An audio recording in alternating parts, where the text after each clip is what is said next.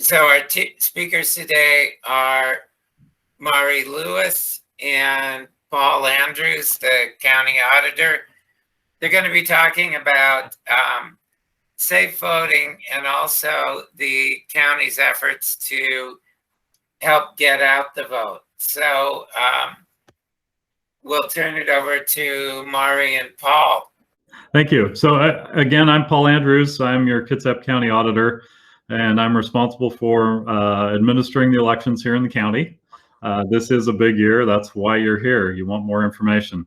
I'm not sure if any of you are part of the military program still, but those ballots have already gone out. So if you're part of that UACAVA program and have not received your ballot, you should be inquiring with our office. We sent those out on the 16th of September.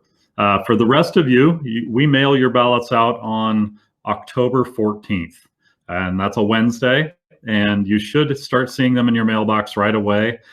We ask that if by the 23rd of October, you have not seen that ballot, I'm sorry, let me back that up. Let's say the 21st of October. If by the 21st of October you have not seen your ballot, contact our office and we will issue you another ballot. We have a very advanced system that we use, and we're allowed to issue multiple ballots to a person because we can suspend the initially issued ballot. So you may have heard or know somebody that might have received 2 ballots during the last election. And that's because the way our system is set up is we can go into the system regardless of what county you're from. If we issue you a new ballot, we can suspend the ballot that has not been processed with any of the counties. We can suspend that ballot and issue a new ballot. So it allows us to communicate with you. It shortens our amount of time, meaning that we can get much closer to an election day and be able to serve you and make sure that we can get a ballot to you and you can get it back to us. So the 16th, you should have your ballot. We've got 18 days to vote. And so if you're questioning anything about your voter registration, you can go to our website. And let me see here. I'll just pull up really quickly here. I will share my screen. We'll share my entire screen here. And you can go to our website, which is votewa.gov, so votewa.gov. You enter your name and your birth date, and from there, it'll give you information about your voter registration. So if you need to change your address for some reason, you can do that there. You can also check on the status of your ballot. And by doing that, when you get the ballot, when we send it out, we're going to update the information to say that the ballots have been sent. And then as we receive your ballot back, we then update the information to say that we've received the ballot back. And then it goes through signature verification process. And if there's any problems with the signature, we update it to say that we've got an issue with your signature. And at that point, our office is going to contact you. We're going to reach out to you by email or telephone, whatever we have to get a hold of you. And we're also going to send a letter. And that's to ask you to provide us some more information. Typically, it's a signature. As we get older, our signatures change. Sometimes we find that maybe somebody got married even and they forgot to update their voter registration. And what we have for them is a maiden name and what they have signed as a married name. So another reason to want to make sure you've updated all of your information. But you can track the status of that, of your ballot all the way through to the point where it says that it's going to be counted. At that point is when we actually open the envelope you sent us. So what Maury was saying is, the process we have is when we first get the ballots in, they scan through a machine, and that machine captures your signature and a bunch of information. And then each signature is actually manually checked by a person. If there's a problem in the initial review, it's advanced to somebody with more experience in the office who does a second review. And if it's challenged at that point, then that's when we notify you. But after everything is good, after we know that you're the person that returned the ballot, then we open the envelope. And at that point, we can't tell you anything more about your ballot because it's a blind opening. We open the ballot and we shuffle the ballots in such a way that we never see who you voted for because of the secrecy sleeve. And then it's off into our tabulation room where we actually count it. So we can tell you everything about your ballot up to the point where we say we're ready to count it. At that point, it gets lost into the mix because we've validated everything. So if you don't vote for a particular candidate, we don't know that. If you vote for two candidates, we know that two candidates were voted for in the same race, and we have procedures where we don't accept either of those votes because we consider that an overvote. You voted for two, we can't identify what your intent was, so none of those votes count. But we go through a process, and we make sure we start counting the ballots as soon as we get them back, and we can't tabulate that information, so we can't see what the results are until election night. Our system physically locks us out. It's part of the securities that are set up in the system. And so we cannot see how the results are looking until we get to 8 o'clock on election night. And at that point, we can hit the button on the computer, and it will tell us then what the numbers look like at that point. And usually at that point, we've seen about half of the ballots we're going to count. On election night and the next day, we will receive again half of the ballots that we're going to count in an election. So that's why we always say vote early, because it allows us to get through more of the ballots before we get hit with all of the last minute ballots that either come into a drop box on election day or come in through the mail the following day. And so voting early just allows us to get more of that backlog. We have 21 days from the election to certify the election. So we have to count all of the ballots. We have to resolve all of the issues with signatures and intent, and do all of that within 21 days so we can certify our results and close out our election. So there's a lot that happens on our end after you've filled in the bubbles on your ballot and signed the envelope and sent it back to us. So election day is November 3rd, and we are here to help you. So from about the 16th on, even now at this point, you could come into our office, even though the county offices are closed. We have a door for election services, and we are here to be able to assist you in anything you need. And so feel free if you need in-person service. But as we get into the election cycle, starting on Halloween, of all days, Halloween, but the Saturday, the Monday, and Tuesday election day. So October 31st, November 2nd, and November 3rd, we'll have 3 vote centers open across the county to assist you. The closest vote center for Bainbridge Island is going to be the Paulsbo Fire Station. It's at 911 Northeast Liberty Road. It's right there off the highway. I'm sure you drive by it all the time. And we're going to have people there in that vote center for the Saturday, the Monday, and on election day to serve you. And I think they're there from 8 to 4:30 on Saturday and again on Monday. And then on election day, we're there from 7 in the morning until 8 o'clock at night. So anything you need as far as election services, we're there. We can even give you a new ballot from that location if you need, or if you want to vote in person, we have tables set up. It's really no different than voting from home. It's just that you're going to fill in the bubbles there, and you're going to put it into one of our boxes. Now, however, if you do need voting assistance, we do have an assisted voting machine that is available to be used. That you can wear headphones and it will read the ballot to you. So if you have trouble seeing, if you have trouble reading, we can do an enlarged ballot as well on a video screen, and you can make all of your selections, and then it actually prints out a physical ballot for you. So you can guarantee that everything that you intended from the machine is done, and we will count a physical ballot. So the machine is not capturing electronic ballots like in other jurisdictions. This one is actually it just prints out a ballot that we then count. So now that you've got your ballot and you're ready to drop it off, for you, the closest ballot drop box is going to be the Bainbridge Island School District building that's on Madison Avenue. It's at 8489 Madison Avenue, big white election box out front of the administration building there. And so that's a good place to put your ballot. We check that many times throughout the election cycle. So in the first week of ballots being out, we'll be out there a couple times that week. And then as we get closer to the election, we're there every day. And as we come up actually on Monday, Tuesday, we're there a couple of times a day.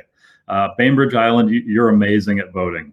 And as such, we have to empty that box a couple of times as we get really close to the election, because you fill it and we can't have it overflowing. So we send our people out there specifically to get that box. We are encouraging people to vote early. We always do. And the reason we say that, again, is so we can process your ballot. But also, if you're going to use USPS, if you're going to use the Postal Service, they're even saying, that they would like you to use their services 7 days early. So that means October 27th would be the day, it would be the Tuesday that you would want to get your ballot in the mail with them. The reason for that is the mail is not processed here in Kitsap County. Mail from Bainbridge used to go to Seattle. I think it's now going to Tacoma. I'm trying to get a confirmation on that.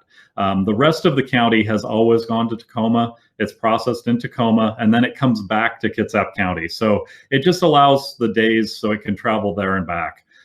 So they're asking also, please vote early. And we ask the same thing. It helps out. Now, you're going to get in the mail, you're going to get two different voters pamphlets. I'm going to share my screen again here really quick. You're going to get two voters pamphlets in the mail, and this is the one on the left, Kitsap County. That one is one that we produce, and it has it has a little bit of information in it, and basically it's your county commissioner races. It tells you all of the voter drop box locations, gives you information about how to fill out a ballot. It also shows you a sample ballot. The one from the state, the green one, is it will contain all of the legislative races, the presidential race, any of your senator races, and all of those things are in the state voters pamphlet. This is something that we've done every year. Anytime that there's anytime there's a statewide race, it's always the information is provided by the state office, and then all of your local information is provided by us. So you look for two pamphlets to come in the mail, and ours should be getting to you right before the ballots get there. They're ready now, and they'll be going into the mail the week that ballots get sent out. So now, can you see the vote law thing on my screen? I'll take that as a yes. So again, any place you want to get information on the status of your ballot or the status of your voting registration, you can go to that votewa.gov screen. And then the one below that is just for Kitsap County elections. So if you just Google Kitsap County elections, we have all kinds of information that we share on there, as well as a link to that VoteWa website. This is a good place also after election day. We update our totals every day at 5 o'clock, and you can see running totals in a screen. It'll show you our percentage of voter turnout. We try to update all of that information every day as we go through it.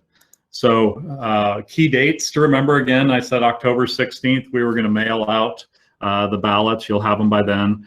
The 26th is the last day to make any registration changes online or to register to vote. This is because on the 26th, it still gives us days to mail them to you. Anything after that is recommended that you come to our office or go to one of the voting centers. Same thing with the October 27th is the day that we recommend that you drop your ballot in the mail. If you're going to be using USPS, and the ballot drop boxes are available until 8 p.m. on election day. And don't forget, election day is November 3rd. So I can, at this point, answer any questions you might have. There's a lot of things that we have to do between now and then to get this election taken care of. And you may have some concerns as far as voting by mail. I would tell you that anything that is a vote by mail concern isn't shared with anybody here in Washington, even the Postal Service. We've been doing vote by mail for 10 years. and they understand what election volumes look like. They understand how to process those ballots. And all of the concern that you're hearing from a national perspective with the Postal Service and vote by mail is they're not sure what to expect from an influx of ballots or extra mail coming in. And it's the Postal Service having concerns in areas that they're not used to handling that type of mail. But as far as Washington and the other 4 states that do all vote by mail, those states are very well rehearsed and practiced. They understand how to process mail. They prioritize election mail. And so they're not sharing the same concerns locally here that you're hearing on the news at a national level. But I'm not sure if there's questions that you want to have about. I have a question. This is Jim Hayner. My post office box is my mailing address, and I don't trust the USPS right now. So where do you mail from? Olympia? We mail from Tacoma. From Tacoma. So it should go directly into my post office box, seeing that is, and that's the way I've always voted. Yeah. So that shouldn't change at all. But I'm not getting the same kind of service that I used to from the post office. So you heard anything about that? As far as what the post office is doing, I can't speak to. I know that there's been some changes that I've heard about post office boxes and how they handle some of the non-first class mail that gets sent out and it doesn't get dropped into your box directly. That would be things potentially even like some of the election material you might receive from candidates. If they're not sending it out in a first class mail, then they distribute it differently at post offices for that. But everything that we do with our election material is going to be handled through your post office box, just like they would be doing any other mail that you receive, bills or anything else. So you shouldn't see any problems there. But again, if you don't have your ballot by the 23rd of October, you can either go online to that VoteWa website that I showed the link for, or you can contact our office and get another ballot issued to you. You can also print off a ballot. So if you want to vote early and you don't trust the post office with us sending you another ballot, there is an option in there for you to be able to print off a ballot of your own. And then that suspends your ballot that we would have sent you, and it gives you an envelope option so you can sign your we need to have your signature, basically authenticating who you are, and then you can mail that in to us as well if you have problems. But I would always encourage first to utilize the material we send you before printing your own, just because we will have to duplicate anything that comes in non-standard, which means I have to take more staff time to sit down with your ballot and run it through a machine to create a ballot that we can actually run through the scanners. So try and work with what we send you first, and then if there is a problem, like I say, we have vote centers as well that will have open days before the election. If you still need to get something in person, you can always come to our office and we can get it to you, but I realize you're an hour away by roads. And so I wouldn't want you to have to make that trip. That's why we have the vote center in Paulsbo, so that we can still serve you before the election day. Thank you very much. I appreciate that. Yeah. Any other questions?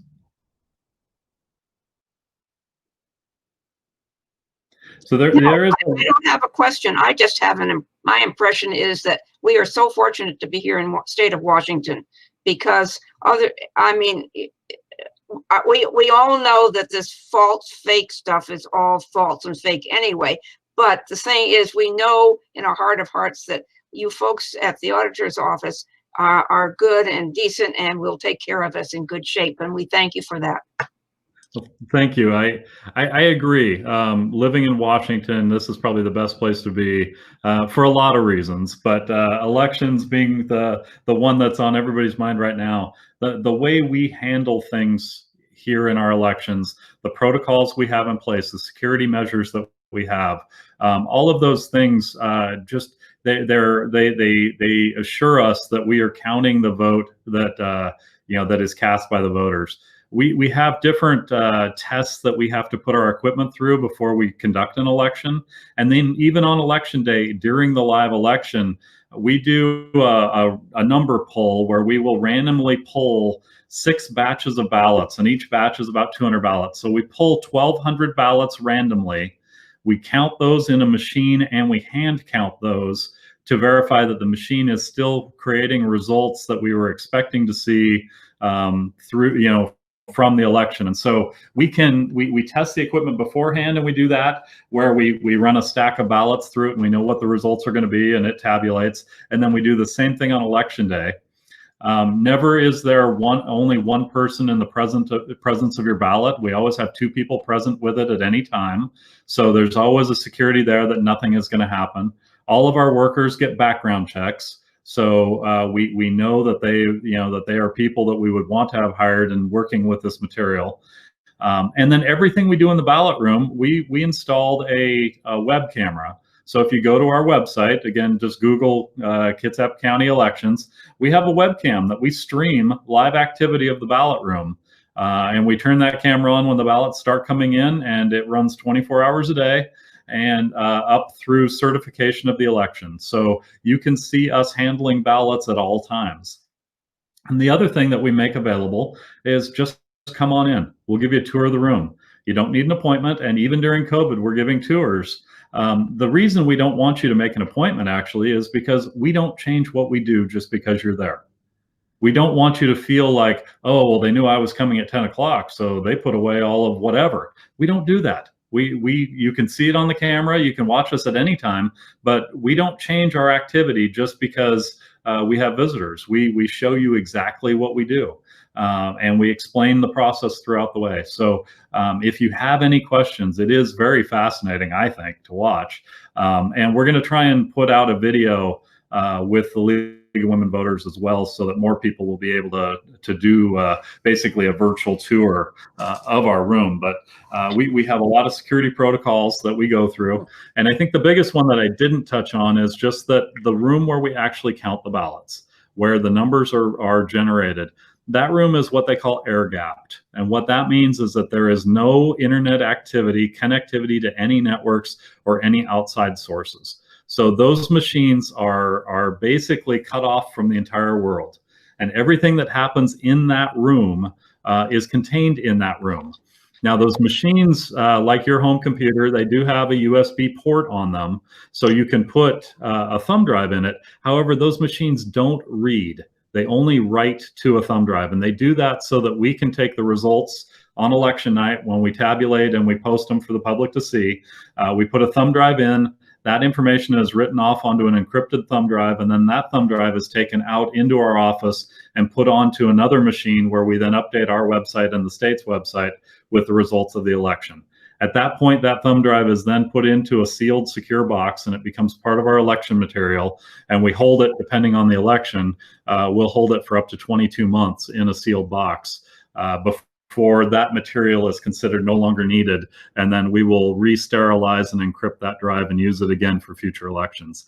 But it will never be reused for the current election. So we will always have all of our material secured in an environment. But in that air-gapped room, nothing can happen. We can't be hacked by outside sources. There's no way to get into that network. In fact, when we do updates on any of that equipment, the company that we work with sends us a secure hard drive that when we get it, we replace the hard drive on our computer with. So where you go online to update your computer and you say, give it, I want to update my computer now, we don't do that. We actually physically replace the entire hard drive. And before we can actually make the hard drive work, we have to contact the company, and they give us an access code that unlocks that drive when we insert it in the machine.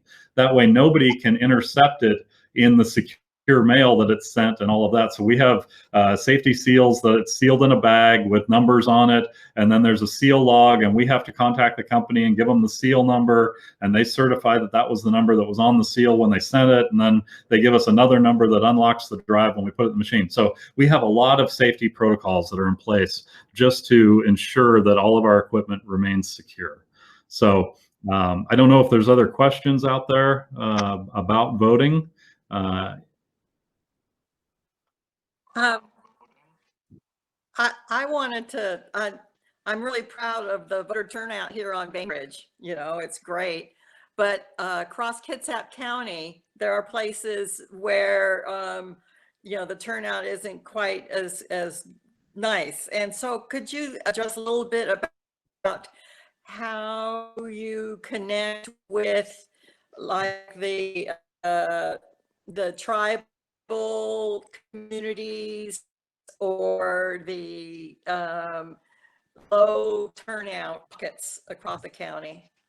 Yeah, so we look at our election results after every election, and part of that is we know where the voters live, and we can compare that information with who we know is a registered voter versus who voted. And then we also look at census information to see what the population of an area is versus the registered voters. And so we can do targeted outreach towards them to say, you know, hey, don't forget to register to vote. It's important. And then as well, we can also see where we have registered voters that aren't turning out, and we can focus in on them as well, either with different community groups that they have in that area, you know, or different social groups that we can reach out to. We can do our own mailers where we can send them postcards and brochures, encouraging them to vote. And then we also identified Bremerton as being an area that had a high population that didn't have the voter turnout that we would have expected for a populated area. And that was the reason why we added a new voting center in downtown Bremerton. And so we partnered with the Marvin Williams Center, which is their new community center right in downtown. And we found it to be a great location for the community and the people that live in that area, but also the people that travel through that area that go to work in Seattle. By having a voting center just a couple of blocks from where the ferry drops them off, it allows them to conduct their voting needs in Kitsap County, either before or after work, before they take the boat across. And then with the shipyard there as well, just a couple of blocks away, we're able to make that a resource available to shipyard workers as well. So we do a lot of analyzing of voter turnout after the fact to see where we're at. With the tribes, we've really put a focus in, and we just got the Sklallam tribe a new voter box, ballot drop box, something we've been trying to do now since I started. And there was reluctance on their part up until just a couple of weeks ago. And we did just get the box cited. They're securing it now, and we'll have it available for this election. So we do everything we can to get into the community to provide them every opportunity it is that they, you know, to vote. Ballot drop boxes are a good way of involving a community, and we've got 23 of them now spread out around the county.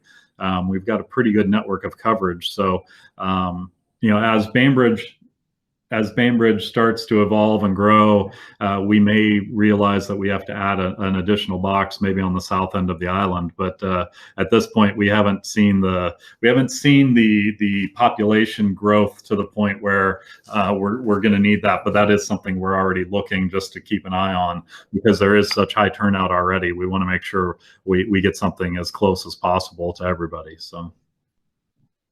I'm coming late. I'm sorry. This is Reed. I just wanted to ask you, have you been getting some queries from other parts of the country, given our expertise in this state with mail-in voting? Yeah, we've had a lot of conversations. So I'm one of, there's 39 counties in the state. So I'm one of the 39 auditors and the Secretary of State. And we've had a lot of communications with other states on, how we process things, how we've set up our system, different understandings, because for them, this is something new. And so we've been in talks for quite a while. I don't know that I would want to be in their position trying to change everything last minute. In fact, my recommendation really was, rather than changing how you do everything, it would be better that you just expand the days that you vote. So rather than just having one election day like they're used to, they should have made 7 or 10 days and just had their polling places open for a week or more. And that way people could come out and vote, in smaller batches, but they wouldn't be changing everything they do. They you know, their equipment and their securities and everything that they know would stay the same. They would just open up the window of opportunity. But you know, for some of them and a lot of people, I really would rather you have a paper ballot. But I think you should think about it instead of just jumping in last minute. But yeah, we've had a lot of conversations with a lot of different states and jurisdictions that are changing. And as a result, I think there's only one state that will not have a paper ballot backup for this election. If everything I've been told is correct, it will be Louisiana, and it's not because they don't want to. It's because they just weren't able to get it in place before getting into the election cycle. They weren't able to get all of that infrastructure put together. There's a lot of concern, or people ask about voter fraud or fake ballots and things like that. And I guess one of the things I like to point out is that there's about 10,000 people like me. So there's 10,000 election administrators around the United States that are conducting elections for this election cycle. So even though it's one election, we're doing it 10,000 different ways, essentially. So if there was going to be any kind of voter fraud, and I always like to pick on Kitsap County because I can speak to it, is that even in Kitsap County, for this election, just this election, I have 7 different ballots. So you see one ballot, but there are actually 7 different ballots because people that live in different parts of the county get a different ballot based on who they get a vote for. And so for anybody to want to focus in on Kitsap County for this election, they would first have to identify what voter they were going to target, and then they'd have to try and figure out what ballot they were getting, and then they'd have to know what my barcode was, not only on my envelope, but also the ballot. There's a barcode on the ballot, and now that barcode on the ballot isn't for tracking you. It's for identifying what election you're voting for and what ballot you have, because our machine needs to know how to read the ballot we're putting in the machine. And since we have 7 different ballots, we have to have a barcode so that it can say, oh, okay, I'm reading a North Kitsap ballot that has a North Kitsap Fire and Rescue levy on it versus a South Kitsap ballot that has a South Kitsap levy ballot on it. And so to be able to identify what boxes are supposed to be filled in. So when you think of widespread voter fraud, you have to understand everything about the jurisdiction, or in this case, 10,000 different people doing it, and to make any kind of a widespread impact on anything. And that's just that, to me, that's an overwhelming task. It's the equivalent of counterfeiting a $1 bill. It's not very profitable. And there's other ways, I guess, that they should consider going about it. And that really seems to be what we're seeing in the sense of any kind of election problems. It's not with the actual election at all. It's the misinformation that's being given to you. So they get you excited or worried about things that might be happening, and it could be the Postal Service. It could be misinformation telling you incorrect stories. And then it could be an attack on our computer networks so that we can't give you the results on election night. That'll have nothing to do with the results of the election. It will just slow down our ability to provide that information to you. And all of that is just going to create some form of discomfort for you, and it's going to make you question things. That's all that they can really do at this point. You hear about voting machines being a problem, and the reality is that in a normal environment, a voting machine is a machine that captures your vote. But when they hack them, that's not a normal environment. They've taken it, they've put it on a table, they've used screwdrivers, they've taken the thing apart, they've soldered it wires, they've done things to that machine so that they can get into it, so that they can then corrupt it. None of that is going to happen during a live election. They don't have the ability to get into a machine like that in the time that they're allowed to cast their votes, and then it would be discovered right away, and most likely that machine would be taken offline. So, a lot of these fraud concerns aren't really founded when you really get down to it. Any other questions? Extremely reassuring. You're so on top of things, and everything is so many checks on everything. It's just a wonderful presentation, and we're glad we're here too. Well, thank you, and I would encourage anybody watching just to share with their friends.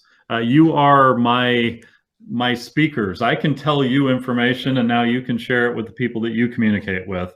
And if they have any questions, encourage them to call my office. That's my job is to try and get the message out, how we do things, and assure you that we're doing what we say.